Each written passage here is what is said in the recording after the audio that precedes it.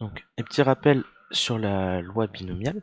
Donc, qu'est-ce que la loi binomiale? C'est tout simplement, alors, on a une épreuve de Bernoulli au point de départ. Donc, soit on a un succès, soit on a un échec.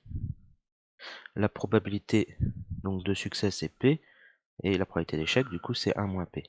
Et l'idée de la loi binomiale, c'est on va répéter cette expérience de manière identique et indépendante. On va la répéter plusieurs fois. Donc imaginons qu'on la répète 2 fois. On obtient cet arbre-là avec exactement les mêmes probabilités. Donc P et 1 moins P, P et 1 moins P. Donc là, on l'a répété 2 fois et on pourrait continuer ainsi de suite. Répéter 3 fois, etc. Donc déjà, là, ce que je viens de décrire, c'est ce qu'on appelle un schéma de Bernoulli lorsqu'on répète plusieurs fois de manière identique et indépendante. Donc identique parce qu'on fait toujours la même expérience, et indépendante, ça veut tout simplement dire que la première tentative, la première expérience n'aura aucune influence sur la deuxième. Donc ça, c'est un schéma de Bernoulli. Et donc dans le cas d'un schéma de Bernoulli, si on prend x, la variable aléatoire qui compte le nombre de succès, par exemple qui est égal au nombre de succès, au nombre de succès, on dira que x suit la loi binomiale,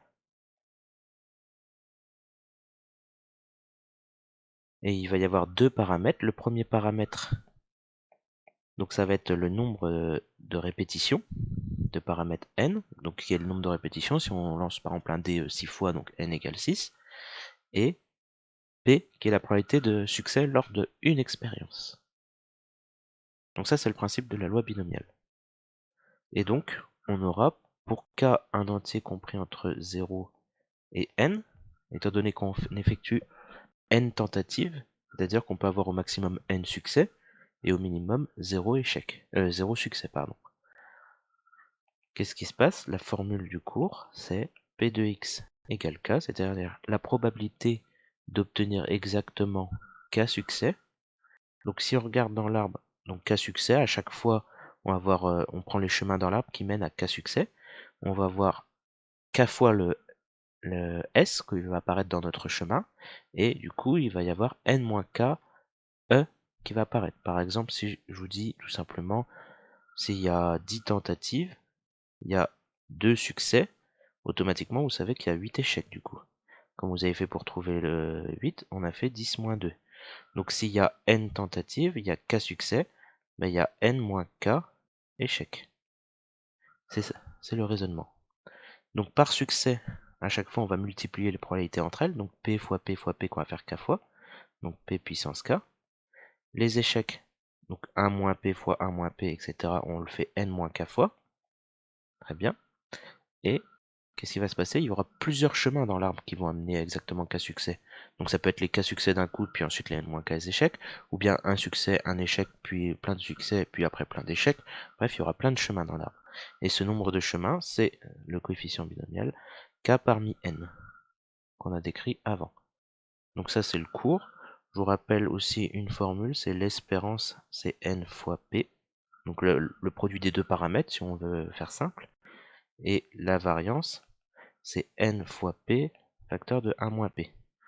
On sait que l'écart type, c'est la racine carrée de la variance, donc racine carrée de np facteur de 1 moins p. Regardons tout ça sur un exemple. Donc un exemple assez simple, c'est par exemple, il y a un QCM. Je ne vais pas tout rédiger, hein, vous avez normalement commencé à rédiger cet exemple. Alors je vais le noter sur une autre page. Donc on a un exemple, on a un QCM. Sur ce QCM, il y a quoi? Il y a 10 questions. Pour chaque question, donc pour chaque question, il y a il y a 4 propositions, et parmi ces propositions, une seule est correcte, dont une seule est correcte.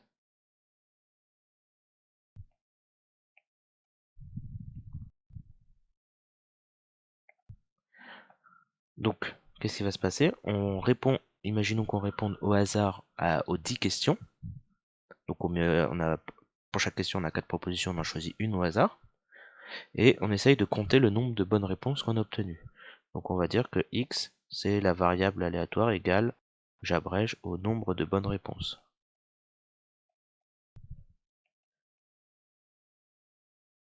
Donc on peut obtenir 0 bonne réponse si on a tout faux, ou 10 bonnes réponses si on a tout bon. Et toutes les valeurs intermédiaires. Dans ce cas-là, c'est exactement dans le cas d'un schéma de Bernoulli, c'est-à-dire on répond à une question, puis ensuite on répond à une deuxième, puis à une troisième, et à chaque fois, on aura toujours une chance sur 4 d'avoir juste. Et donc 3 chances sur 4 d'avoir faux. Et on répète cette expérience donc 10 fois. Donc ici, x suit la loi binomiale. De paramètres, il faut toujours préciser les paramètres quand on dit que x suit une loi binomiale. Donc n égale le nombre de tentatives, le nombre d'expériences. Ici, on répond à 10 questions. Et p, c'est la probabilité pour une seule question d'avoir juste, sur une question d'avoir juste. Donc une chance sur 4. Si vous préférez, 0,25. Et donc on pourrait se poser, par exemple, calculer comment on fait pour calculer la probabilité d'avoir exactement 5 bonnes réponses. Mais ça, on utilise la formule qu'on a énoncée avant. Donc je l'ai entouré en rouge. Voilà. Donc c'est P de x égale K. Donc là, c'est P de x égale 5. 5 parmi n. N ici, dans notre exemple, ça vaut 10. Donc 5 parmi 10. Je vais effacer ça. Donc 5 parmi 10. Fois la probabilité de succès, donc c'est 0,25. Puissance K, donc puissance 5. Fois, donc 1 moins 0,25, donc 1 moins P. Puissance n moins K, donc c'est-à-dire 10 moins 5. Voilà, donc on calcule ça. Je vais donner une valeur rapprochée. Donc on prend son temps, la calculatrice. Si vous savez plus comment on fait pour calculer le 5 parmi 10, avec la calculatrice, vous avez une autre vidéo qui vous explique comment. Donc, on calcule ça. Et on obtient normalement, si j'ai pas fait d'erreur, 0,06. Si on arrondit à deux chiffres après la virgule. Très bien. Imaginons que je vous demande maintenant de calculer P de x égale 0. Et ensuite P de x égale 1. Très bien, on se lance dans le calcul. La formule, donc 0 parmi 10 fois 0,25 puissance 0 fois 1 moins 0,25 puissance 10 moins 0. Ça c'est facile à calculer à la calculatrice. 0 parmi 10, ça fait 1. Un nombre à la puissance 0, 0,25 puissance 0, ça fait 1. Et 1 moins 0,25, donc ça fait 0,75 puissance 10. Et donc on obtient environ aussi 0,06. Effectuons avec 1 parmi 10 maintenant, donc enfin le P de x égale 1, donc 1 parmi 10 fois 0,25 puissance 1 fois 1 moins 0,25 puissance 10 moins 1. 1 parmi 10, ça on sait que 1 parmi quelque chose, ben on retrouve ce résultat, ce quelque chose. C'est 10, ça c'est du cours aussi. 0,25 fois 0,75 puissance 9 du coup, et on obtient environ 0,19. Voilà. Par exemple, si je vous demande de calculer P de x inférieur ou égal à 1, P de x inférieur ou égal à 1, ben c'est-à-dire on obtient 0 ou une bonne réponse. Il n'y a que ces deux possibilités, donc 0 ou 1. Donc on additionne les deux probabilités précédentes, donc 0,19 plus 0,06, ce qui nous donne environ 0,25. Je suis obligé de mettre environ parce que les résultats d'avant ce sont des valeurs approchées. Voilà. Par exemple, question 4, je vous demande de calculer P de x supérieur ou égal à 2. Alors là, ça peut être compliqué, non pas compliqué, mais plutôt long. Parce que ça veut dire calculer la probabilité qu'on ait au moins deux bonnes réponses. Au moins deux bonnes réponses, donc 2, 3, 4, 5, jusqu'à 10. Donc en théorie, il faudra calculer P de x égale 2, P de x égale 3, P de x égale 4, etc. Vous avez que 0 et 1, bon, c'était pas très long, mais il n'y en avait que 2. Bah, de 2 à 10, il y en a quand même beaucoup plus. Bon, heureusement, on peut ruser un petit peu et passer par l'événement contraire. Si x est supérieur ou égal à 2, bah, l'événement contraire c'est inférieur strictement à 2. inférieur strictement à 2, c'est-à-dire que c'est 0 ou 1. Donc c'est-à-dire P de x inférieur ou égal à 1. Et fort heureusement, on l'a calculé juste avant. On a trouvé 0,25. Donc là, on va trouver environ 0,75 en faisant 1 moins 0,25. Et donc on est passé de quelque chose qui était très long à calculer à quelque chose qui était très rapide. Parce qu'on l'avait déjà calculé P de x inférieur ou égal à 1. Sinon, il aurait fallu le calculer avec deux calculs. Dans tous les cas, on aurait fait ces deux calculs-là, là, que vous voyez, que je mets le trait à droite, au lieu d'en faire 9 calculs avec 2, 3, 4, 5, jusque 10. Si je vous demande par exemple en moyenne, quelle est la probabilité d'obtenir exactement, enfin en moyenne combien de réponses on va obtenir? Bonne réponse. Il faudrait calculer l'espérance. L'espérance c'est quoi? C'est n fois p. N c'est le nombre de tentatives, donc 10 questions, fois p, donc 0,25. C'est-à-dire on obtient 2,5. Je ne vais pas faire de phrase conclusion, mais grosso modo ça veut dire qu'en moyenne on obtient 2,5 bonnes réponses lorsqu'on répond à un QCM de 10 questions au hasard. On peut se poser aussi une autre question. Question 6. Donc par exemple, quelle est la probabilité d'obtenir la moyenne? Donc calculer la probabilité d'obtenir la moyenne, c'est P de x supérieur ou égal à 5. Donc là, on va faire ça avec un autre menu de la calculatrice.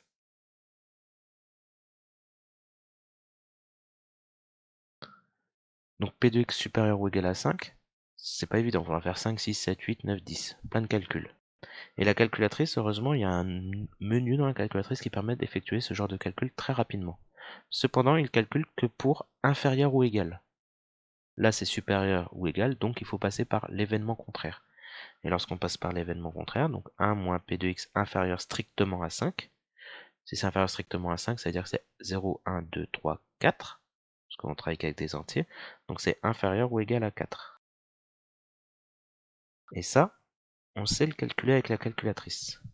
Donc, moi je vous propose de mettre sur pause, d'avoir la calculatrice devant vous, et d'être, donc on va imaginer que vous avez Casio, je vous donnerai, si vous n'avez pas de Casio, un autre modèle, vous me le dites, et je vous donnerai un autre moyen d'y accéder. Donc vous êtes dans le menu de la calculatrice, hein, dans Run Math, là où vous faites tous les calculs habituels. Donc vous suivez, donc là c'est Casio, je vais écrire les étapes. Donc on appuie sur la touche Option. On voit plein de choses affichées, donc on voit liste, math, CPLX, calc, stat. Donc on fait le menu stat. On voit maintenant afficher X chapeau, Y chapeau, dist. On va sélectionner dist. On voit norms, norme, T, K, F, bin M. On sélectionne bin M, vous savez, avec les touches F1, F2, F3, etc. Et là, on voit deux choses. Il y a BPD, BCD, enfin BPD, BCD et INFB. INFB, on s'en servira pas. Par contre, BPD et BCD, on va s'en servir. Si jamais je veux calculer quand c'est égal, P de x égale 4, ben je vais sélectionner BPD. Donc c'est binomial. Quand je clique sur BPD, ça m'affiche binomial PD entre parenthèses, et là on me demande les paramètres. Mais là on met les paramètres. Le premier paramètre c'est le x égale k, là c'est le 4. Ensuite vous mettez une virgule, non pas la virgule là où que vous utilisez pour mettre des nombres décimaux, tout en bas, mais la virgule qu'il y a au-dessus de la touche del. Donc la touche del, donc il y a une sorte de petite virgule comme ça. Vous mettez cette virgule là, ça va s'afficher. Ensuite vous mettez n, la valeur de n, donc c'est n, c'est 10 ici. Et ensuite vous mettez la valeur, la probabilité P. Donc je vais le réécrire parce que là on voit, c'est pas très clair. J'aurais pas assez de place, donc je réécris. Comme ça vous laisse le temps de faire tout ça. Donc P de x égale 4. Pour calculer, on peut faire donc binomial PD. Comme ça on obtient notre 4. La virgule particulière, on met notre 10. Là c'est n. Et la dernière chose, c'est la probabilité P. Et P c'est 0,25. Donc là c'est bien la virgule du nombre décimal. Donc je vais mettre un point. parce que sur la calculatrice, c'est un point. On ferme la parenthèse, exécuter, et normalement vous trouvez environ, à deux chiffres après la virgule, environ 0,15, parce que c'est 145. Avec un 9 après encore une fois. Donc ça, c'est quand on veut égal. Sauf que nous, on veut pas égal ici, on veut inférieur ou égal. Donc inférieur ou égal, pour le calculer, c'est pas BPD, mais BCD. Donc on clique sur F2 pour BCD. On obtient binomial CD. Ensuite, on met exactement les mêmes paramètres. K, donc le 4. Ensuite, on met N, donc 10 ici. Ensuite, on met 0.25, qui est la probabilité P. Donc je le fais en même temps, 0.25. Et on obtient, on fait exécuter, environ 0,92. Du coup, ça c'est environ 0,92. Et donc quand on calcule ça, c'est environ 0,08. 0,08. Donc la calculatrice, c'est très pratique quand c'est inférieur ou égal. Quand c'est supérieur, il n'y a pas le menu de calculatrice pour faire supérieur. Donc il faut toujours passer par l'événement contraire dans ce cas-là. Donc là, je vous ai montré deux choses à la calculatrice. Comment on fait pour calculer P de x égale quelque chose et P de x inférieur ou égal à quelque chose. Voilà. Donc ça, par exemple, si on essaye de comprendre maintenant la nature du résultat, un P de x supérieur ou égal à 5, c'est quoi? C'est la probabilité d'avoir au moins 5 bonnes réponses. C'est-à-dire avoir la moyenne au QCM. Et si on répond au hasard, vous voyez que avoir la moyenne, on a à peu près 8 chances sur 100 en répondant au hasard. Donc, c'est pas conseillé de répondre au hasard, hein. Les probabilités sont très faibles d'avoir une note correcte. Donc ça, c'est vraiment les bases de la loi binomiale avec un peu de Casio. Faut maîtriser tout ça.